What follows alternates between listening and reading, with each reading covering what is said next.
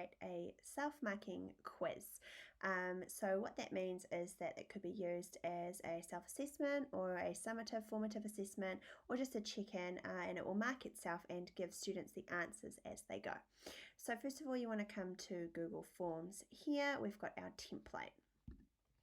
We're then going to come over to our settings and we're going to click quiz. You're then going to click make this a quiz, and then it's going to give you some more options.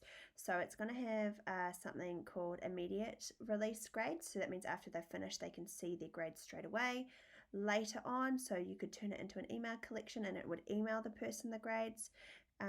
People that are viewing the form can see missed questions, correct answers, and point value. Okay, so I'm going to click save, and then going to give it a title. And we're going to come down to our first question. So for this question, I'm just going to use something that I've got before. So I'm going to add an image because I want them to use their images, to solve the question. So let's just say this one, for example, okay? So we're going to have them solve some subtraction questions and use the answer. Cool, so I'm going to give it my question title. So use the materials to make and then take away what is the answer. So then down here underneath you're going to have your answers. So I'm going to have it as a multiple choice question because I want them to have a range of answers and hopefully select the right one. So then you just simply type in some answers that it could be. Cool, then you're going to click on answer key.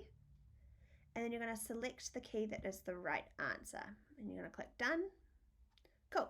Now sometimes in quizzes they have each question on a different page. So those are called sections. So then I'm going to click add a section. And it's going to come down and bring me to my second section, which this is my first section here. So this one here, I'm going to copy this. Then down here, there's my second section. So in my second section, I'm going to create another question. Use a different picture.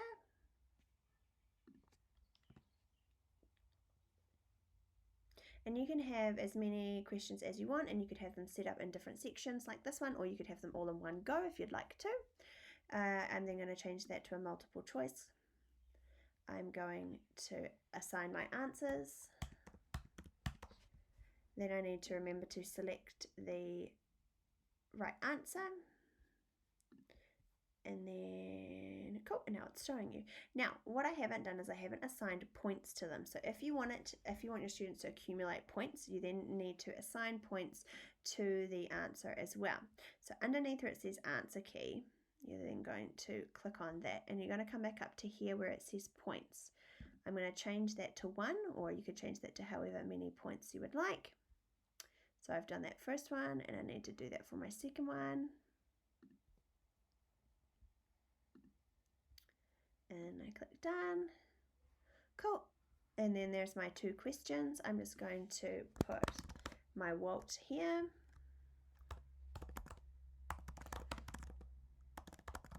Awesome. Okay, so then I can have a look to check that this is going to look right. So I'm going to click on preview. It's then going to generate a previewed version of your quiz. Okay, so here we go, 6 minus 4. My students with this, I'm wanting them to make it with the materials that they have at their home. So 6 minus 4, they select the answer and click next. Then with the next one, so I'm just going to click it wrong to show you what will happen. Then I'm going to click submit. And then it will say your response has been recorded. Do you want to view your score? So I'm going to click on view score, and it's then going to generate and tell me how many points I got. Up here I've got 1 out of 2. So here it's told me that I've got this one correct. Down here it's telling me I haven't got this correct, and the correct answer was indeed 5. So that is how you make a quiz. You could do this with pictures, with videos, you could have it a multiple choice, you could have it paragraphs, whatever you want it to look like, you can change it within your settings.